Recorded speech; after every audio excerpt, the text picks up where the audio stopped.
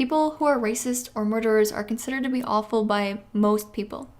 When vegans compare meat eaters to murderers, that makes vegans look insane and outrageous because that's so far from public opinion, and it'll turn so many people away from wanting to learn more. So I watched this video from Anna's analysis, Vegans Are the Worst Thing for Veganism. And I feel like it's profoundly missing the point. Most of the performances we see by vegans, whether we think of those performances as protests, whether we think of those performances as education and outreach, whether we think of those performances as monologues here on YouTube, most of these performances are not aiming at and are not measuring their success in terms of converting or convincing meat eaters to becoming vegans. And I'm going to get into a little more depth here, but just think about how different any of these performances would be if the objective were for me to convince my own mother to adopt a vegan diet. Something I have attempted, something many of you in the audience will have attempted, right? Am I going to hold a street protest to convert my mother to veganism? Yeah, we could. Right now, we could have volunteers in the audience. Let's all meet up in front of my mom's place and do it. Would I engage in so-called animal rescue, like breaking into a factory and stealing animals? And then you hold those up like, hey, mom, look what I did. You should convert to veganism, right? The whole range, and including over to this so-called like soft and friendly modes of outreach and education. None of that would convince my own mom to become vegan. And my mom has a high level of interest in what I'm doing with my life and what I care about and what I believe just because she's my mom and I'm her son, right? Let alone a complete stranger on the street, society in general, so on and so forth. That is not the purpose of these performances, okay? And therefore, the kind of critique offered by Anna's analysis, it's always going to be spurious. It's always going to be irrelevant. Why do vegans engage in these various forms of attention-getting behavior, in which I would include someone like Earthling Ed recording himself having dialogues with strangers on the street? It's not for those strangers on the street. It's for his donor base. It's for the source of money in this equation.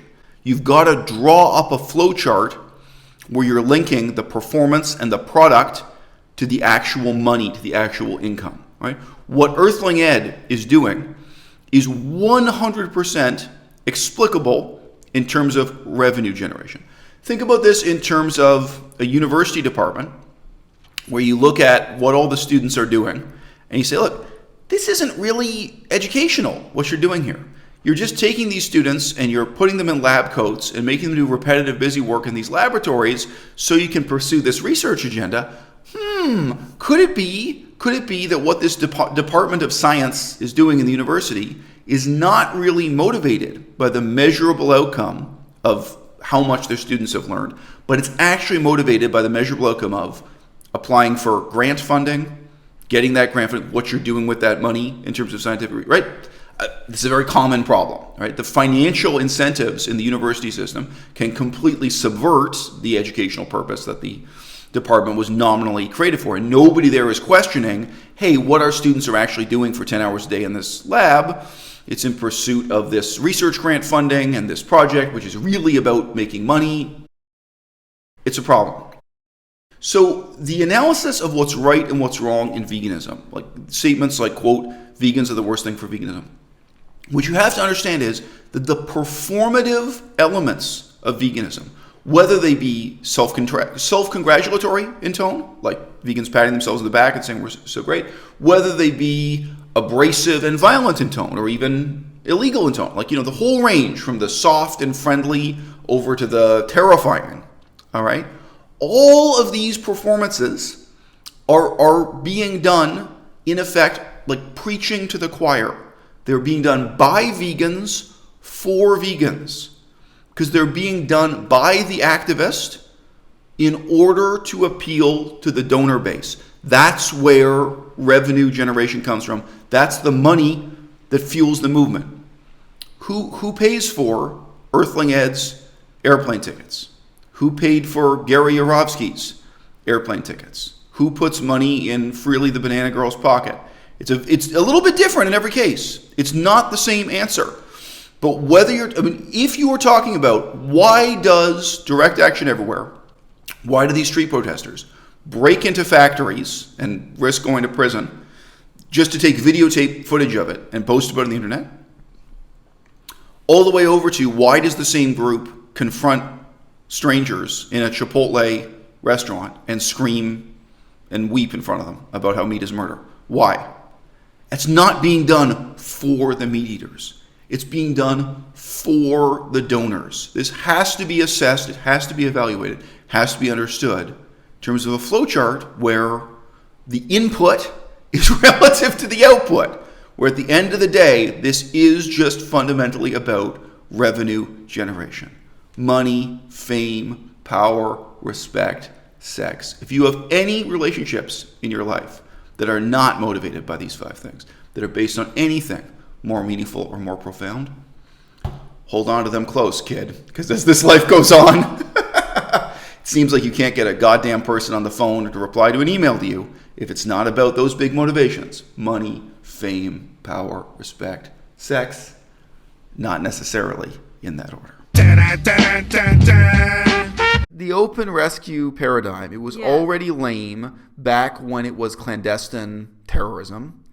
Now it's the same thing, but they want to do it with the mask off. They want to commit the same crime, and they want to brag about it on the internet, and they want you to donate money supporting it.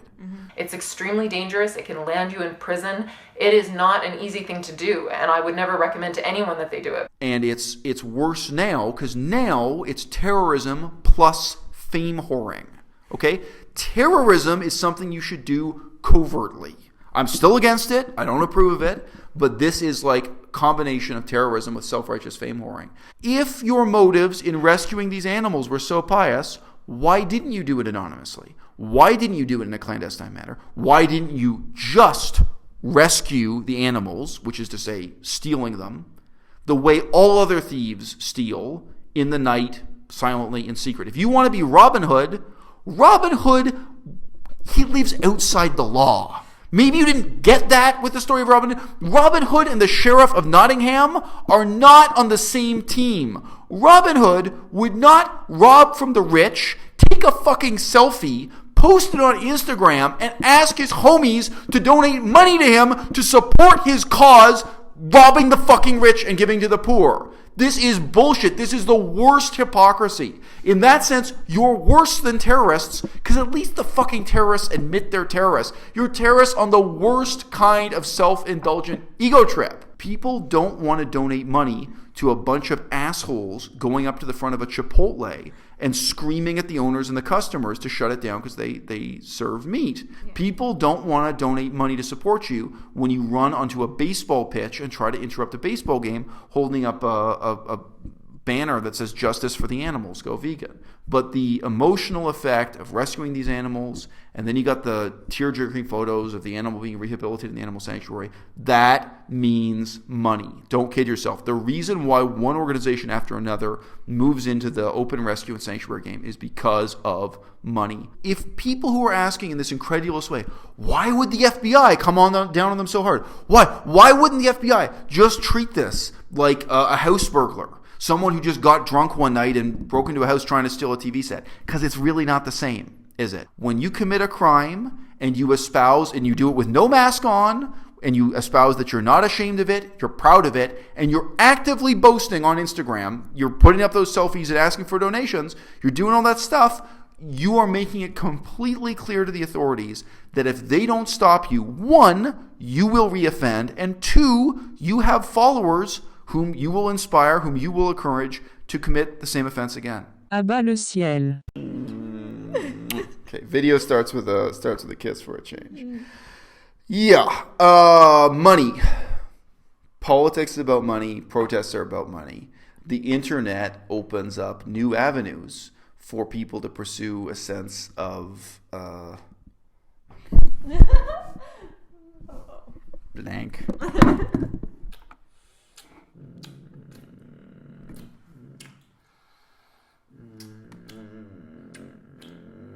Keep going. No edit. Okay. Okay. Look, think about 1960s, 70s, and 80s before the internet. Getting newspaper coverage was doubtless crucial. Pamphlets, sending people information in the mail was crucial. Groups like Greenpeace built up, a huge base of donors, partly just through street theater and partly through what I would call stunt protests. I personally was at a protest by Greenpeace where they climbed the CN Tower. CN Tower at least used to be the highest structure in the world. It's one of the tallest buildings in the world. And they climbed up the exterior of it and they hung up a giant poster saying, climate change is gonna mess you up, man. Yeah. So this gets news coverage, and news coverage drives donations. And on a deep level, some groups like Direct Action Everywhere, I think, are still mimicking that. Mm-hmm. But the internet has made it all worse, right? So like back in the 80s and 90s, let's just say the 80s to be safe. So we're really pre-internet, right? People used to do the same crap Direct Action Everywhere is doing. Open rescue, aka cattle rustling, aka stealing animals that are somebody else's property. They used to do it wearing a mask. They used to do it in secret. They used to do it as a clandestine operation. That was what they called animal liberation. Now, what happens to the animals after that is another story, right? Like, okay, so you're going to liberate a flock of sheep? Think that through, what that really means. Like in a crowded country like England, so now you got sheep literally living in the downtown apartments of animal rights protests in the ALF. I've seen that in a documentary. I've seen that where they had the sheep like next to their living room table. Yeah, not joking. Yeah, it's something. That was a documentary done. They had an undercover journalist join the ALF and get involved in that kind of extremist stuff. And like when he was going to visit people's houses, they're like, oh yeah, we still have these sheep from the open rescue we did or the animal liberation we did 2 months ago or something. Yeah. Like, oh yeah, how big is your backyard? Do you think you can take on one of these sheep? And of course it's illegal too, right? Like most cities, you can't keep sheep in your backyard. Anyway, yeah. A lot of cities you can't even keep backyard hens. Right? Yeah, sure. Without a permit or something. Yeah, sure. And guess why? All those animals spread unbelievably horrible contagious diseases to humans. Yes. They spread horrible contagious diseases to one another and to people. So it's no joke, including your cat. Great article in the Atlantic Monthly called "Your Cat is Driving You Crazy." Yeah. About, I think I must have sent you this article. It was when I was in America, and it was a neighboring town from where I was living in. They were campaigning to try to get backyard hens to be legal because they were illegal in the town that they were living in. And it was just funny hearing their arguments for backyard hens and how they had to do with cruelty to animals and like this is the way to not be cruel to animals. Yeah, right. Just keep it in a wooden box from the day it's born till the day it's died. There's nothing cruel about that. Just anyway. So we'll get back into that.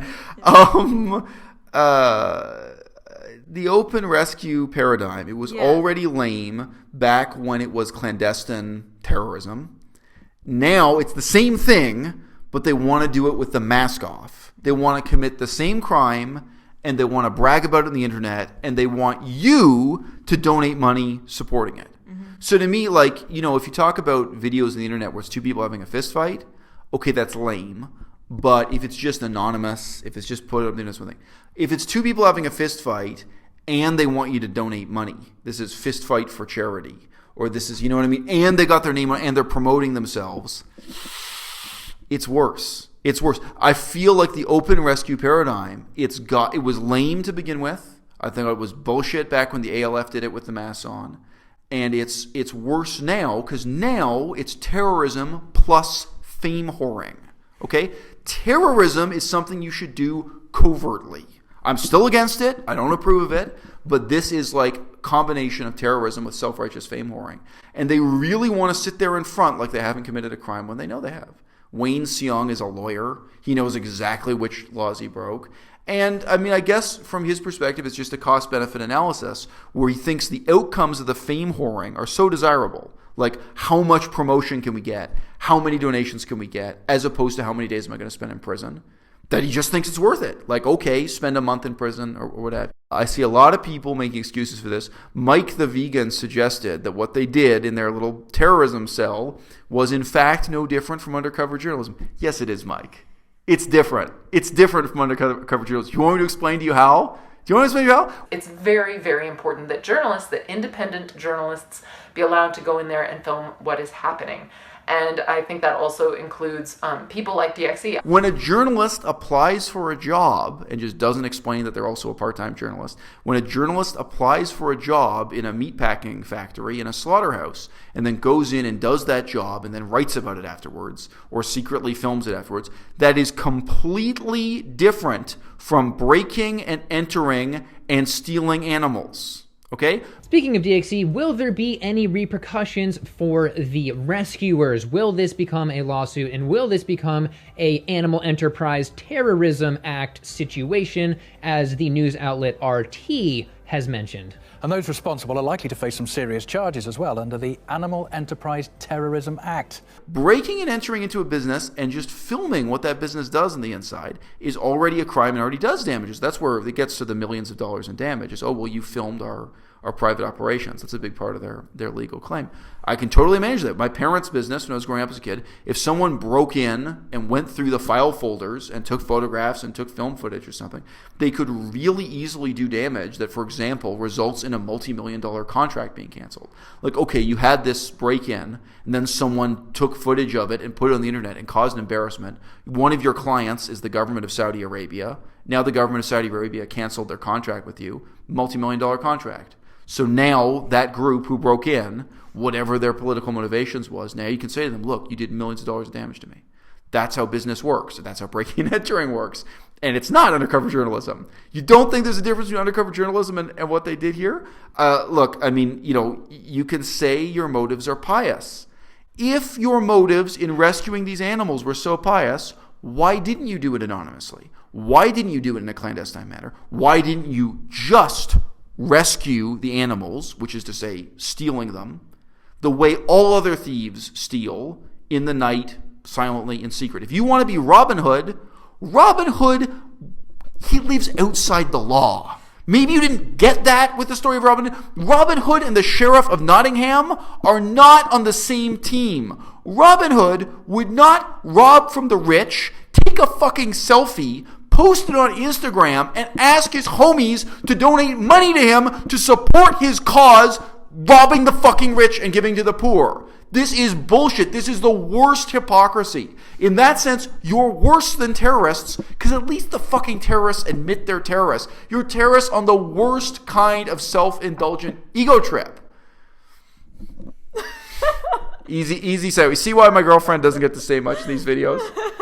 I hate this crap, and I can't believe anyone's drawn in by it. Mod Vegan, in her video, which was pro DXE, she was praising this. Yeah. She said even though she would never do something like this herself, ethically, that still she felt she had to support it. That's a real hint. We talk about that as vegans all the time. Because meat eaters say, well, I wouldn't slaughter a pig myself, but they're willing to eat bacon.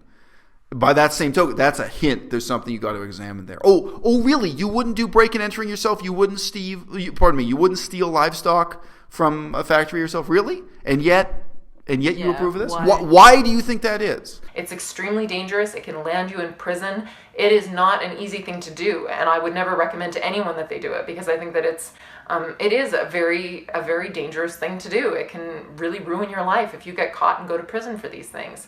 But I deeply support DXE for doing it. I think it's fantastic. Why would you approve of it for someone else to do that, not yourself? Yeah. Approval versus support, or I don't know, whatever. In Mod Vegan's video, I'm not trying to hate on her, but she said we should stand up and support DXE. Sure. I talked to her literally last night, by the way. Yeah. If you want to, we could segue into that. DXE just put out their 40-year plan. They're planning for the next 40 years the vegan movement. And, on one level, I can just appreciate the raw ambition of that. They're trying to be leaders of the vegan movement. I think they're not aware of the extent to which they're failing. They're trying. They're trying to put forward a vision for the next 40 years of the vegan movement. I don't think they're going to be the leaders of the vegan movement. I don't think they're going to be. So I raised this. Okay, let's talk about paths to power in vegan politics. Politics means money. Money plus action equals politics. You want to run for the Green Party? Running for the Green Party costs money. Any of these things. I mean, this is the brutal reality of politics in the real world is politics can happen only when you have a donor base to support your pursuit of those political goals. Even if it's just getting on a bus and going and handing out leaflets. I met a guy who did that as his job for PETA. He was a full-time PETA employee, and he'd dress up like a cow and hand out pamphlets on school campuses going coast to coast in America. That was his paid job, but it still costs money. You may think that's cheap. All these things cost money. How do you get money into the vegan movement? Well, the number one source of money, there's no doubt right now, is animal sanctuaries, and you can get even more money and support when you link it to these really salacious animal rescue videos that moves people emotionally, and then they respond by donating financially. Just look, I've been watching DXE these last 3 years, 4 years, something like that. I forget how long. Yeah, basically 4 years. And I've seen how their modus operandi has changed. Their MO has changed. They're doing more and more of the things that get them money, and they've veered away from the things that don't. People don't want to donate money to a bunch of assholes going up to the front of a Chipotle and screaming at the owners and the customers to shut it down because they serve meat. Chipotle is the only decent vegan option in a lot of American cities. Yeah. People don't want to donate money to support you when you run onto a baseball pitch and try to interrupt a baseball game holding up a banner that says "Justice for the Animals, go vegan." People just don't. Some do. A couple people will donate money for that. Not that many, right? So people did not want to donate money to support your legal costs after you ran on stage and tried to interrupt Bernie Sanders. They also tried to interrupt Hillary Clinton, and then now you're in the clink because the Secret Service bagged you up and handcuffed you, and now you've got legal fees and possible prison time, what have you. People don't want to donate money for the kind of street theater. But the emotional effect of rescuing these animals, and then you got the tear-jerking photos of the animal being rehabilitated in the animal sanctuary, that means money. Don't kid yourself. The reason why one organization after another moves into the open rescue and sanctuary game is because of money, full stop. Okay, so that's one road to power. And a lot of organizations have done it successfully. I think Go Vegan World started off in Ireland with a sanctuary, is a powerful example of that. They had this sanctuary, they did fundraising, they based the sanctuary, they moved on. Number two, I'd say, is food services in the broadest sense, whether it's a packaged product like a chocolate bar, running a restaurant, what have you. And that road to power is already starting to produce multimillionaire, successful business tycoons who are early adopters of veganism. So the guy who owns Hampton Creek, I don't even know who's the millionaire behind Daya, who's the millionaire behind the Cliff Bars. You know what I mean? Vega has a charismatic millionaire too. Vega is a vegan performance. It's a protein powder. Yeah, protein powder. They make protein bars and stuff like that too, right? So all these companies have respectable CEOs, millionaire impresario executives. Those guys have a certain kind of political credibility, a certain kind of weight. You tell me. Now, there are other roads to power. There are other ways to get organized. There are other ways to get financial backing for a vegan movement. You tell me, who do you want your name attached to? Do you want your name attached to Wayne and Priya and their shitty, undemocratic, backstabbing, self-destructive little disruption-based movement? Do you want your business to be linked to Wayne and Priya as they face terrorism charges again and again? Is that who you want to cooperate with? Or would you rather cooperate with Daya Incorporated, Hampton Creek Incorporated, any of these vegan or semi-vegan companies that are in a very direct and obvious way? Or maybe your local vegan restaurant, maybe a vegan supermarket, maybe a vegan dessert company, whatever it is. The food services and doubtless for-profit side of the game. Both are problematic. They're problematic in different ways. I think that the aspects of the political movement that are more corporate are going to have some characteristics that are very different from the aspects that are explicitly political, groups like PCRM, groups that are explicitly medical, et cetera, et cetera. There's going to be diversity there. You're smiling. You want to jump in? No. I don't know what that smile means. What? I love you. I think this should be a video just for you. Oh! No, I'm saying. I you think don't want to jump in? No, you're very passionate about this. I think you should make a solo video. I'm moderately passionate. Then we'll wrap it up. I don't have a lot more to say. Look, the only thing I wanted to... I don't know. I feel it's different. I already did 700 videos on this channel, which is me giving a monologue. So I like having you around. I like being here. Cool. Otherwise, I'll listen to it later. Anyway. All right. Like, when you record a video by yourself, I watch it anyway. So sometimes she feels like a member of the audience, even when she's on camera. Tells you something. Look, why were these charges so serious? I think Mike the Vegan is lying to you about that. I think, in effect, Maud Vegan is lying to you or is lying to herself about that. Fundamentally, in law enforcement, the most important question is propensity to reoffend. Precisely because these are politically motivated crimes by people who openly espouse that there's nothing wrong with committing those crimes. The people committing these crimes have committed the same crimes before. I'm talking about Wayne, talking about the leader of Direct Action Everywhere, Wayne and Priya, and they're openly espousing that they're going to do them again and that they're encouraging others to do them again. So if people who are asking in this incredulous way, why would the FBI come down on them so hard? Why wouldn't the FBI just treat this like a house burglar? Someone who just got drunk one night and broke into a house trying to steal a TV set. Because it's really not the same, is it? It's really not. There's really a very good reason why this isn't treated the same way as, say, political protesters who maybe do some damage to a public park during a protest. It's very common. Just mention, political protest. That's a legal problem they often run into. But where they didn't really intend to, and they didn't espouse that as a good thing. They just said, well, we were trying to do this political protest in the park. We're sorry we broke the fountain or whatever it was. Something got damaged. We broke the public restrooms or something because we had too many people to protest. That happens, okay? It's in no way comparable to that.